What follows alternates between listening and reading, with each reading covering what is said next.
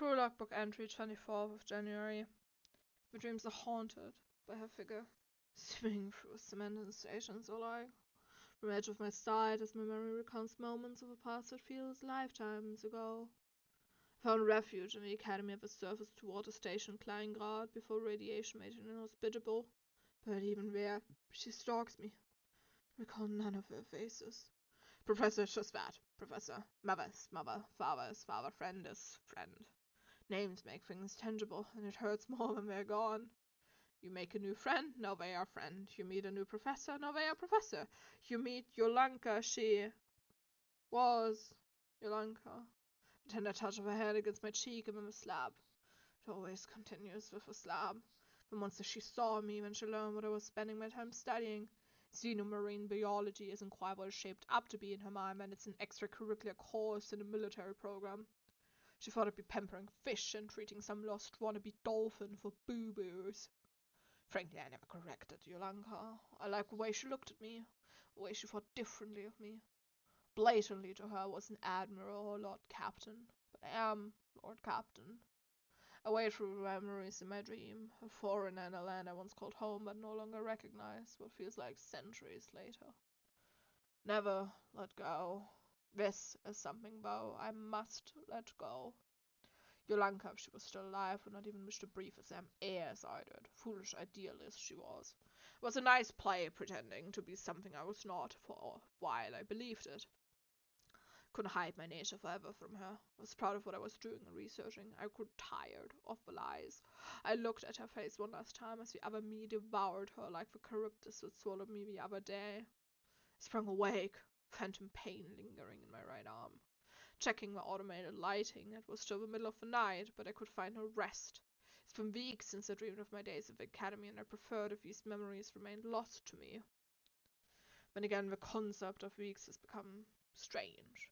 As the ideas of time more than a day-to-day or expedition planning. Ever since the revelations, the changes, it felt like both my grip was slipping and hardening, slipping from every day of it all, hardening around the things that have to matter. Attachments like those that were no longer tangible, no longer relevant. I must let go. Everything for the mission. Longing for a different time does not belong to me. I've abandoned the right to it with the path I've walked and led me here. One appeal that persists are ones I can afford to remain attached to. I will delude myself into thinking I regret it. Many parts of myself I have left behind on the floor of the abyss, and this type of regret and remorse is amongst it. I am the Lord Captain, and it does not suit me to reminisce idly on useless matters of past loves and lives. I'm married to one thing and one thing only, the success to match my indomitable, insatiable determination. With refund conviction, I stumbled back to my bed through the dark, until my hands searching for the railing of the bank come across something wet and cold. I do not flinch. I draw my hand cannon and tap a button of a flashlight, its fulgrim battery humming ominously as the room is flooded with sterile light. Fingers draw back into the dark of metal, leaving little more than a wet stain behind. Some sort of hallucination? It must be. Investigate the frame. Besides dampness and condensation, nothing that stands out, but my hands do find something. I've begun shedding, in a sense, pieces of a sense of myself like flakes of chitin. In a moment of regrettable mania resulting from the incident, I tossed aside the cannon and began feverishly scratching at my skin. I had to know what's underneath. I break through the epidermis, the bleeding, trying to stop its cells reform in the shadows of a flickering flashlight. It's been hours doing so, past the dermis. Veins become visible, tangible, thick enough for my nails to reach. The bedsheets drenched in my blood, and my nails finally find the hypodermis, clawing faster than the cells regrow. Fat tissue and muscle, my senses screaming distant bills of pain like purchases lists of an outpost that haven't been covered yet. There will be soon enough. Clack, rip, tear. I break loose a plate of chitin. Brilliantly bone white, glass-like almost in its surface texture, perfectly smooth. I stared at the thinly veiled obsession as I swear I saw spikes from it form in its smooth surface. I wipe away my blood from it, but it does not feel like mine. I heard laughter. It could be my own. By the time I woke up again, it was well past my usual morning hour, and floodlights already brightened my chambers. How I was able to sleep regardless when normally sleep does not like staying with me is a miracle, and yet it was some of the most stressful hours I had in a long time. The main problem of me sleeping late is not the fact that I am late, but the reason why. Next to my bed, tenderly laid with care, is the prized possession I'd acquired in my moment of enthusiastic indifference to my own well-being. I was well in, though. My body did what it needed to do. Not a mark remains, but my scars were already plenty. But it has taken me long enough that despite all reinforcements the doctor has given me, a blemishing remained. Between the fresher bite marks and crawler claw scratches, my own clawing is lost at least. Man's traced back to the podlodge tree, long replaced by now again, the sturdy plate of bio-armor growing beneath my skin for my very eyes to see, for my fingers to feel, for my mind to proven that I was no longer the person attending academy. It's only I, the Lord Captain, and whatever apparitions think themselves to be me are mistaken in thinking they could ever replace me or unsettle me. But I'm not unreflected enough to not recognize my hubris, my obsession of surpassing every limitation I had failed to fully account that my mind needs time to catch up. I'm not human. There's an undeniable proof on my desk. What a manic moment drove me to it last night. It is irrefutable. A sensible mind is one that is weak to the effects of a crushing, as I like to call it. Many recruits get it, and so most captains are drunkards. The mania, the shaking, some form of madness that they cannot handle. I haven't hit my crushing yet, but if I wasn't careful, I might. To work, then. Removing the sheets, I take out a match. I had made fresh cigars from the tobacco that Dr. grows a few days ago, and I fancied one now. They calm the nerves. Plus an excuse for a fire I was about to cause. I could not leave behind any evidence of my blood and doing. I broke off a piece of a chitin and I hid it in a singular bullet casing I have kept for good luck in my secure locker in command. As I take in the smoke, the smouldering of the sheet struggles to properly catch flame after I ground the chitin to a fine dust and used it as a condition powder.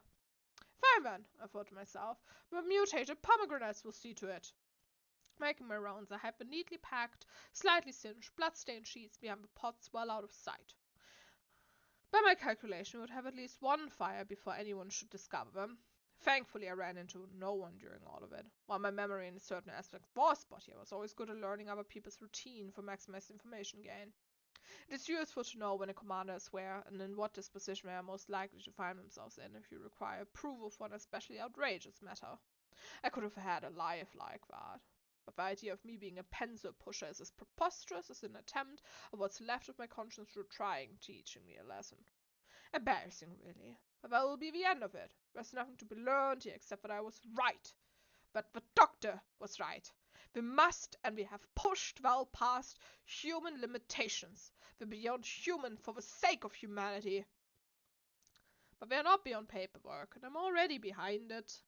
The contract planning to Binsmouth and beyond won't do itself, and albeit a whole stash of tobacco on it, but nothing got done without my supervision beyond whatever the doctor sees to himself. One thing has been irking me, and it's been staring at me for the past few days.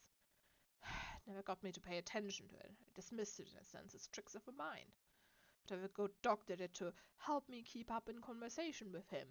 Has made so that my attention to detail does not allow me to ignore blatant inconsistencies of my surroundings any longer. I mean, I may never have been the smartest, but my attention to detail is immaculate, and now it makes me question fundamentals. Was reality tearing at the seams, and I'm the only one noticing or caring enough to pay it heed? First, in command, my old university ID and my luggage simply hovers in front of it, as in any object that is placed in front of it does not care for order of things and simply has it in front. Well, I suppose the identity of myself is too important to the whole universe as that it wished to have it hidden. But it's just a weird way of showing such grandness. When down in industrial, the emergency light on the steel cabinet of our construction supplies. I've seen people face through it. I have faced through it. As if it was some unwavering vapor, a mirage or impressing of light. It is the memory of a ship recalling that there is a light supposed to be there, and we all suffer the collective hallucination. The worst offenders are bottom urethane. But it simply doesn't exist. You can see it, you can swim behind it, but it's not tangible, and no one seems to notice. I distinctly recall that the arrow receiving heavy damage, but it can't, in a sense. Is it some grand cosmic joke played on my person to make me seem insane to the unknowing? For now, I will play your pretend universe, but I am onto you. The trip back to Binsmith, once everything was said and done, I had calmed down from the inconsistencies of my surroundings, was uneventful. Well, it would have been. The doctor seemed to have a hiccup with his technology and kept finding himself temporarily displaced. Explaining this to the new hire would have been complicated, if I questioned it at all. Something to take note of. He might become a useful tool for his purposes, yet in how unabidingly, boringly straightforward he is. I dare say, predictable even. In trying to figure the doctor's issues out, I held the violent assault steady in front of the cave entrance of the reported mud raptor sightings, while the mewling and screaming of distant Moloch babies alerted a fresher swarm onto them. I disabled the engines and reactor, relying on battery to quiet our profile, but it was meaningless, as if I sensed my own anger still. The universe was simply not working as it should be, but it wanted to give me a stark reminder that it does not care, and neither should I. They were dealt with, and, in similar fashion, New High and I dealt with mud raptors. I'll say this, he has been mastering himself well. At some point I might need to regard him as security and not New Higher. It's not the time yet, as he and I maneuver our way back to station, but he is fast-tracking me, relabeling him in my collective memory log of a me that is doing today's work. Attempt 2, and this time successful and uneventful after the doctor resolved the anchoring problem. Binsmith Research Station welcomed us as always, having slowly become regulars to the scientists and workers present, greeting us with due respect for the deeds of the sector we have committed ourselves to. It's only right, after all, that my crew and I are treated with necessary reverence. In all of this, our new hire also seemed to have found himself with a dexterous hands and know-how to construct something rather banned but still broadly available at Academy from my experience. Assault rifles and their respective ammunition. This is a rare opportunity. Getting your hands on these outside of select military contractors is difficult, and the separatist swine control the supply route for the past year. And I've had an idea in this regard. Of course, I immediately tasked him to make myself two, one spare and one for active use, as well as one for himself and one for the doctor, should he wish to try something more precise than the boomstick I gave him. I've had this experimental scope that syncs with the thermal goggles Chief Secure made for me that my contracts abandoned as a project. I, on the other hand, see a future with technology. They are stopping powers, less from HMGs, but it is a more surgical tool. Its main purpose will be less for station combat and more for scout and guard use in cave expeditions. The unmesh sight it will provide me with, I can positively sense creatures multiple rooms over. I've tested it already at station. In the claustrophobic darkness of Europa's sea case, this will be invaluable. The only downside of this is stemming from our new hire tearing through our material supply of magnesium and steel, and I must see to remedy it. Taking a brief morning rest at Binsmith, I've also received news from a correspondence end. I had excused myself from a communal fika, an Earth tradition Yolanka had introduced me to back in the day, but with my weird night feels all so wrong to partake in. The meeting location was deep within the station's currently contaminated research facilities, with the majority of its residents believed dormant. I knew better, of course. It is where the real scientists of the husk enthusiasts meet. The ecclesiarch, his voice rasped, and I could hear the unmistakable clacker and chitter of husk claws move with every word, met me with a friendly disposition, a rare occurrence with them. I'll back my vigor up the realization that they had already succeeded at symbiosis with a parasite, clearly, and refused to share this information with me, despite all the work we have done. Miss Madistain, my disposition steel. I need answers, and I won't back down. A bit too cooperative then in my eyes was the correspondent, droning on about how grand our achievements have been, and what boon it has been to society, the likes of it. I'm not so easily blinded by flattery. They need something, and they need it desperately, and they hope I'll be the one to do it with my crew. So what is it then? I pressed him as he kept dancing around the question. I got exactly what I wanted in the most annoying way possible. We were granted full access to their research, including the symbiote Subra, their leader, achieved. The only condition is that we save the only person that has that knowledge, Subra.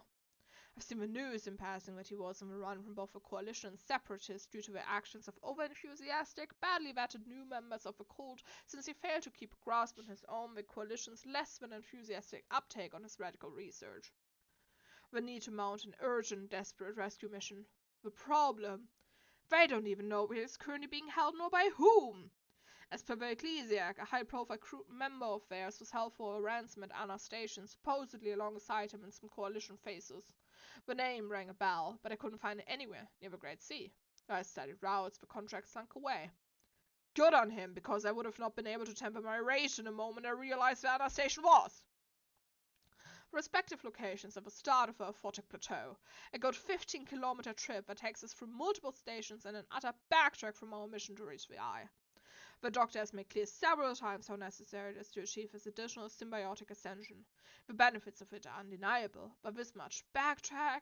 Thankfully, no one could hear my frustration rather aggressively, no more threats to the church and civilized society. If Subra is not an station, I can make no guarantees. Very well.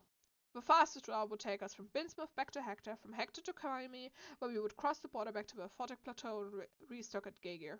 System Mine is in the Separatist command, but it is the most direct route to reach our station. This was a matter of urgency. And due to our past exploits, the route was mostly safe and secure, so we would be making net minus. Now, how will I explain this to the military contractors waiting for results? I need to come up with something to tie them over and make them ignore the major detour we mount before they start asking too many questions. There's no way I won't have to answer them sooner or later at this rate. At least I have an idea, but I'll have to choose my words carefully. The route in hand and informing the doctor after I had sufficiently calmed down, I explained to him that the issue with it and my solution to the problem, which will revolve around the new hire. First, I must see the idea, I explained. We had already proclaimed our scientific progress, and the doctor's partial and my full genetic ascension has displayed results. But we need to make an example why the husk specifically would be the greatest benefit to security that could be imagined. The atom bomb for the Cold War. Speaking of bombs, I've stocked up my supply. I'm feeling very sure to choose from all of this, despite the technically good news.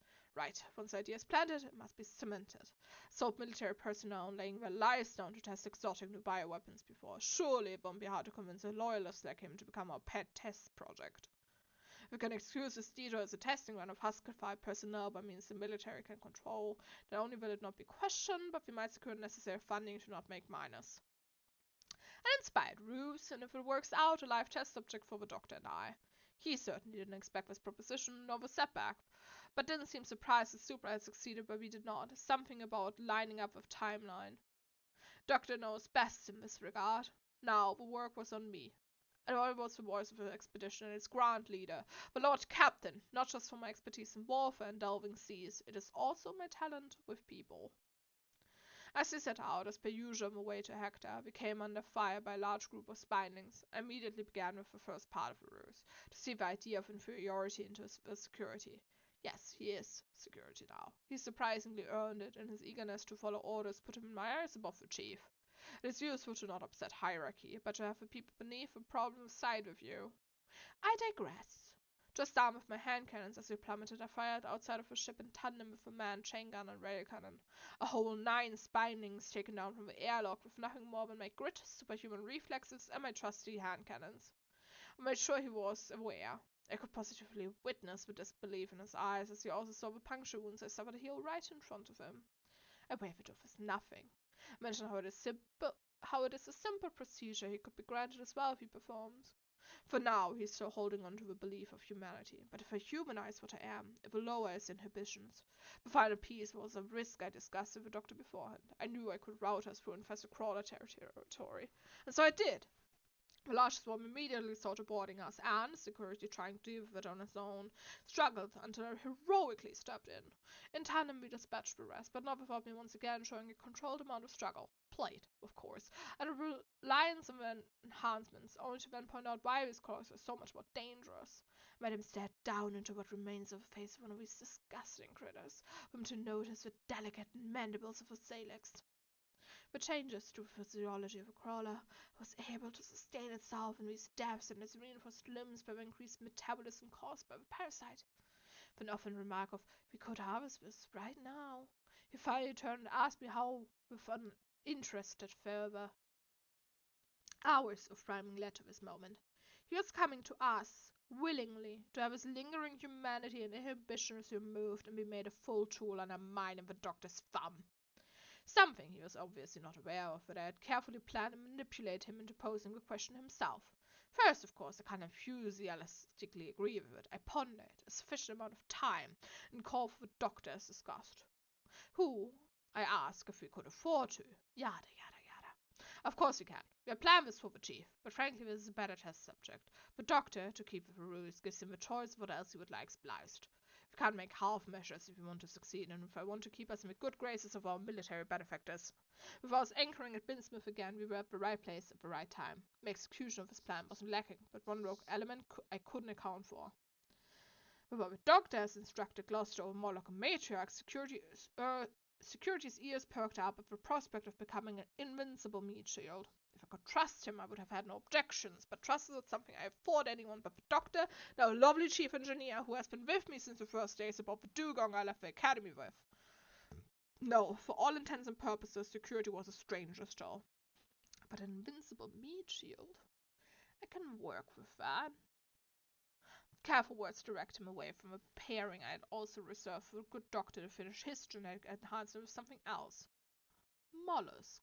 Pair with crawler and mantis for movement, it would increase his overall defense by almost double as per the doctor's papers after a necessary glance would trigger the form. A sort of defensive slime shell. Perfect. It took only a few words of convincing, tempered statistics that made the doctor side-eye me, and any reputable scientific paper would rip me apart for. I hadn't discussed this with him, and partially talked out of my ass in a professional manner with far too complex words for a soldier to fully grasp, but sounded good. And once again, I made sure the doctor and I retained absolute superiority without reducing our long-term success. Thus, we stood in the hallway as Security, and arming himself as precaution, as prepped for the procedure. The doctor was excited, as was I, for meaning to get us a live sample, and finally we would. So make the detour worth it once we rescued Zubra.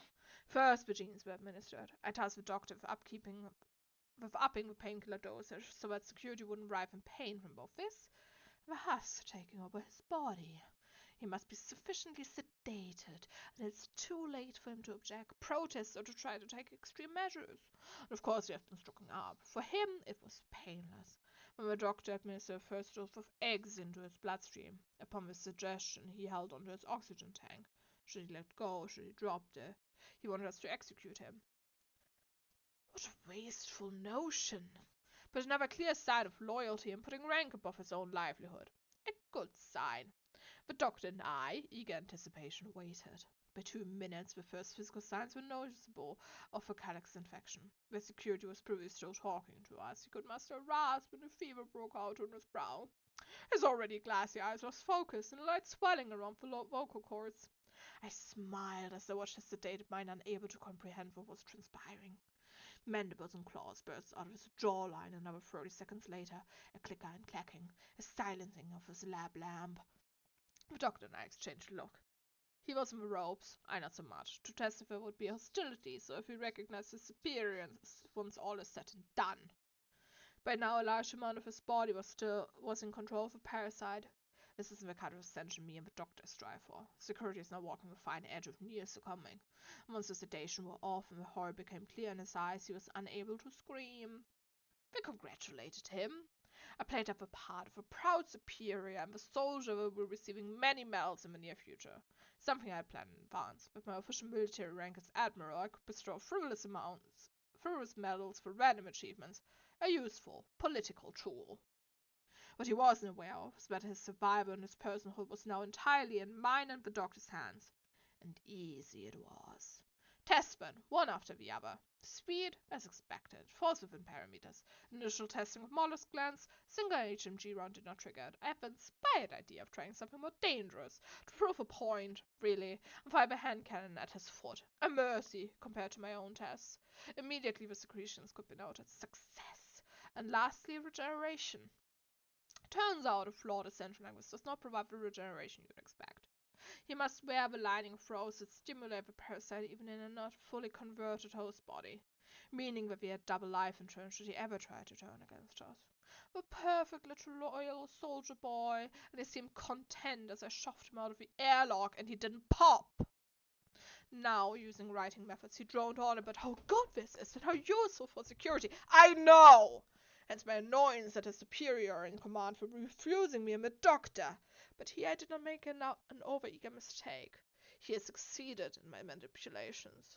As he left to empty his locker from oxygen tanks and diving suit, the doctor and I exchanged only a few words. I intend on finding the weaknesses that remained after this procedure on the trip to and from Anna's station, and assured the doctor that I will be giving the contracts only a pruned and edited result sheet to be satisfied with.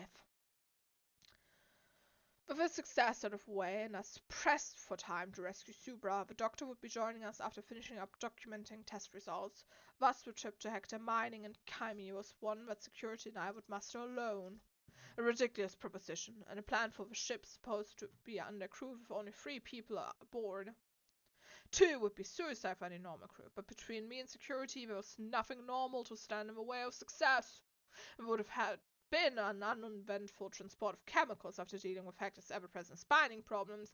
The group of golden hammerheads hadn't completely surprised us. We couldn't risk losing our test subjects so soon, Marie said. This time we got the drop on them. A strategic landing on a coral plateau and subsequent dispatching of the meddling factors only cost us the chemical crates, but we arrived at Hector safely. Restocking, routine, maintenance, and nuclear railgun shells on sale.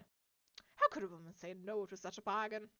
Pair that with more nuclear sonar depth charges I have grown fond of. The violent assault is carrying a dangerous amount of warheads. We'll need them later, but they're also a risk aboard. Well, that's what the majority of the crew believes. Most atomic incidents are calculated miscalculations on my part, but it is handy to make them treat the warheads with due respect. On our second route, I indulged some vengeance, fed up with interruptions considering the time sensitivity of our mission. I truly have become the death of the sea.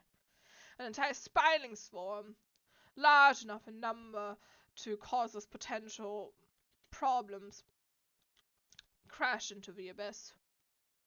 But not so fretting now, are you, Spawn? When a nuclear shell hits them and my senses are shaking from a pushback and radiation, it puts quite a smile on my face. I simply can't deny it. Now at Kaimi, it's been a while since we've last been at the station. The doctor already awaited us. 2 more nukes, and our contractless voyage continued uneventful to Gagir. Though some news did reach us there. Rankluft, after having been saved from us multiple times, have finally stabilized enough to be officially announced a colony. The broadcast we were sufficiently named and claimed as the reason for it, but regrettably we weren't available for a press conference? Bollocks! No one even informed me! Would have made time for it. Someone's going to get questioned by me next time we are there, and I hope they aren't fond of her fingers. I've not been denied my moments of limelight, and subsequent opportunities to make a point to our investors. CSU, annoying as it is dealing with separatists already, was once again a contractless route, and I can see our bank dwindling as I restock our supplies. Doing all this, I have a good doctor lament that he seems to be missing some breakthrough to steer the violent assault as expertly as myself. Of course, he's lacking years of experience. They can only make up so much, so I told him what my professors told me when I got frustrated. Smoke yourself into a haze, drink yourself into a daze, and don't avert your gaze. Also known as ponder older maps of the Mariana Trench and read the logs of old captains that managed to get old. Arguably, as his elder in this regard, I oversaw the doctor's next study session and expected he was going about it a way to checklist. You have to be more adaptable to the route and risk factors that can't be ruled out. That seemed to have been a profound revelation to him, as I marked his final result in advance before he sent them off. He passed the flying colors, meaning I can let him hum when I'm required outbound, or find a temporary demise before a clone takes my place. On the route to Seosu, the doctor also presented me with the idea of hatching one of the native but domesticated psilotoads. The excrement he had found in his absence can be refined in a perlixine, which he needs to create more of the stimulant injections he had made for us the previous day. Of course, I agreed. How could I deny such an opportunity? Seosu was expected. Otherwise, and me rushing the crew along now that we were this close to Anna's station was the only option. We can't have Supra killed before we get there, or his secrets will die with him. Anna's station. A few nukes ensured that frankly nothing was in the way but the Supra Neppers. The supposed Supra Neppers. In my anger, I'm getting ahead of myself. We did save 3 people for a collision, but it was somewhat a waste of time. Before entering, the doctor presented me with the next doses to further enhance myself and himself with. A doctor's late obsession with a doomstick I had acquired for him. I hope he dares not think that I do not notice the shotgun shells he has been stocking up on, led to him creating a cocktail that would amplify its means sufficiently wielded in the ways an experienced shot would, lethally and with the necessary steadiness to stun even a mud raptor. On my side, it was a result of some of the data I had gathered. His security found himself more vulnerable to substances and acids, something I, of course, should not have a weakness to. The booster the doctor had prepared sought to remedy it, increasing the effectiveness of my liver and kidneys to deal with such trivial things. To test it, the auto-injector of my suit has been under the doctor's supervision for the fentanyl instead of the rather harmless pomegranate concoction. With this in mind, I was ready to storm the station, take no prisoners, and rescue Subra. One after the other, the scrambling outlaws are taken down. HMG fired to the chest, a tap in the head with a hand cannon for good measure. I was through the outpost, recalling each room, each staircase, and each hiding spot with precise recollections from when this was still run by the coalition. Normally I would take my time and grim joy with it, but Subra must be found. I checked the station thrice over. Outside of 3 hostages of some scientists that have worked with Subra before, he was not being held here. I allowed myself to vent my frustrations on local comms. It may have frightened them, my howling and screaming in frustration as I stomped the still twitching corpse of a captor into a pulp before realizing they may have information I'm scaring them fiercely. I stopped and shouted. This was unbecoming of a Lord Captain. I turn around, wipe away the gore from my cap, push up the thermos so that they can see the measured and forced compassion in my eyes I've trained for years to show, and an apologetic smile. And hiccups like this could happen to anyone. I was a picture of innocence and rescue. Yes, clearly I was venting my frustrations at the crimes these outlaws committed. I spent yarn and tale until they felt secure. Talking about their families, how they miss them and are sent to bring them, and how sad it is that Supra's own will go without hearing from them. I dropped a passphrase or two, and one of them flinched. Found you.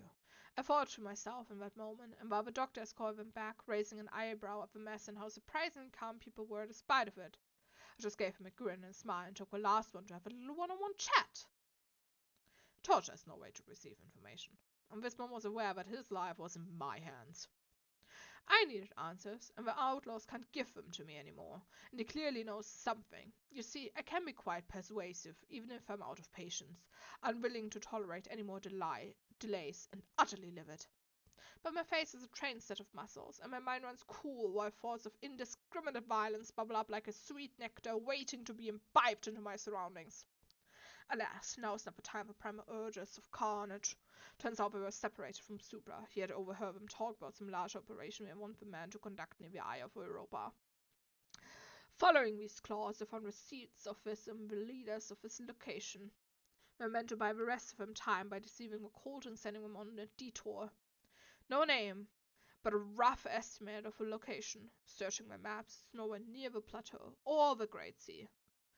Looking at the numbers marked down my reconvening location, blasted, even from Binsmouth it would be days until we reach.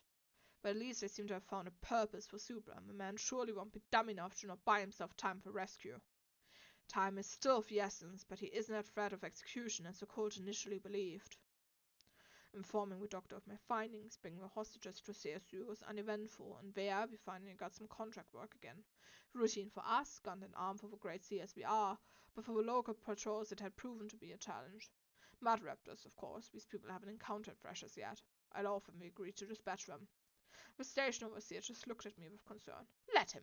We've got more important work. The doctor voiced he'd like to see another research station, and I proposed visiting Runcliffe on our way to the mystery location. I want to see the fruit of our labor outside of scientific advancements. The survival of the human race is what we are fighting for, and Runcliffe becoming a city in such a short time was living proof of our success. I would have liked to say that heading to Gagia went as smoothly as it was the first time around. It was not. During the battle with the mud raptors, we were stuck in a ballast floor field, and subsequently the violent assault was ravaged by the pest. Nothing I normally struggle with, and still riding the high of indiscriminate violence, I forgot to bring my breather. The blasted thing locked me inside ballast tank B, with security above me, and slowly began suffocating me out in its dying thrashes. I yelled at security to break open the trapdoor, but man was not armed with breaching equipment. By the time I came to, my anger had relapsed, and I almost punched the doctor, fussing over me. I should feel bad for it, but he managed to stabilize me. He wanted to get plasticine, but for this kind of hubris, no. Although a painful reminder it serves, I grew complacent. But it also garnered detail. Security got briefly stuck in the vapors of my prototype steam cannon. Mind you, this man can now withstand a lot, but Mulder seems to have made him vulnerable to fire. This suspicion was further proven as during junction repairs he was set ablaze. A double for flames as the man was near death's door again, and the doctor sought to stabilize him. This being known to be omitted from a military report and secret for the doctor and I to keep above the flaws in this batch. Well, this near-death experience put the itch back into my hands that I kept so well at bay for the majority of the strenuous and long journey. It's getting late, and we're headed for Kaimi, from where we will go to Hector instead of Binsmith. Runcliffe will be our final destination if we suffer no interruptions. I now write this from such interruptions, as we had to reset. During our way to Kaimi from Gege, we had a small nuclear incident. That twitchiness I've been trying to ignore once again, and the feverish need for violence caused a small lapse in my perfection, and I accidentally launched a nuclear decoy shell. This would normally not be a problem. No, even in this moment it would have been majorly beneficial, as I had moments before thought about deploying one. What I did not know, as no one could have told me in the time as I pressed the button before I finished with thought or called on radio, a crawler had climbed into the tube. The entire violent assault was ripped apart with the power of a small star. This was sole survivor, having miraculously survived the blast. As I saw her off in the broken glass, tender arms shaking from the otherworldly voice before it was ripped back from the moments before departure from Kaimi. Fine, fine, fine! Have it your way, Ben! Oh shit, my monitor died. I rip open my storage cabinets, count the shells, find the chitin again, and remind myself, if the clawing of the seams becomes too much, I'll beat it into submission with overwhelming firepower. I do not back down. I do not surrender. And I do not give into mistakes like this twice. In the same sense, the doctor appears to have taken a similar obsession of accounting for enough firepower. I noticed it on our trip to Anna, and passing through the same military outpost back, there was no denying it anymore. With concern, I asked him as to why he is stocking up so much on shotgun shells. Quietly, he first stated, Jova. As in, Jovian radiation? No, Jova was apparently what awaited at the eye, and per his words, I use all force as possible, including shotgunning him from the top of the ship. I'm not sure if I should feel inspired or worried about my friend. We can't arrive soon enough at Runcliffe. We are both on edge and could use a moment of respite and take our mind off it. But with the nuclear setback, we are even further behind our individual schedules in this linear moment. So likely have to call it for the day at Hector Mining. The rest was routine, and not worth noting except for the late time of the day. I gave security overtime pay as he almost collapsed in bed in the early morning hours of the 25th after crafting myself a frivolous amount of explosives I secured. But whatever Jovo's got this doctor concern, I should do good to show him support in arming up against it. I know the feeling of helplessness, and I never want to feel it again, and I would hate to know the doctor is suffering from the same. Speaking of him, as I brought over some of the shells, he tidily presented me with another gift. More boosters, he mumbles under his breath, it being some thanks for hearing him out.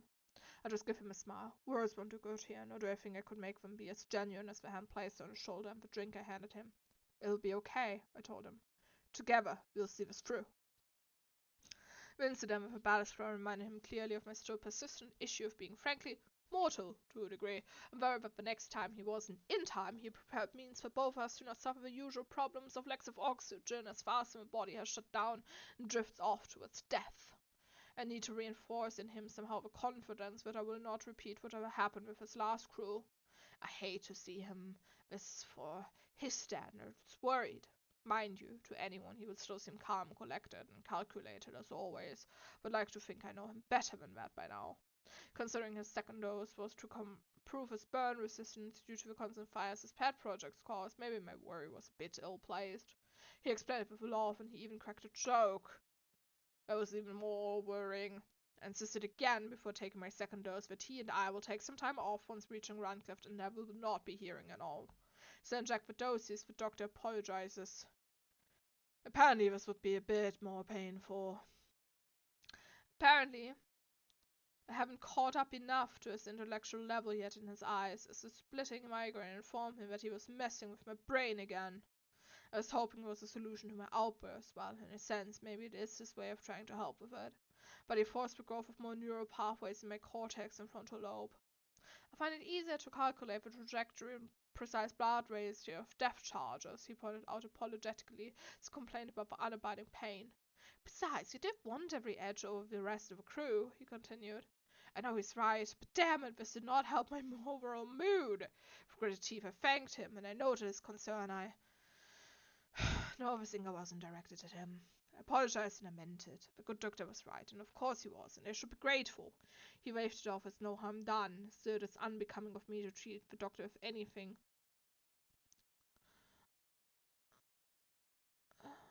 To treat the doctor with even the brightest moment of contempt. Clearly, the long journey of today had taken some toll on me.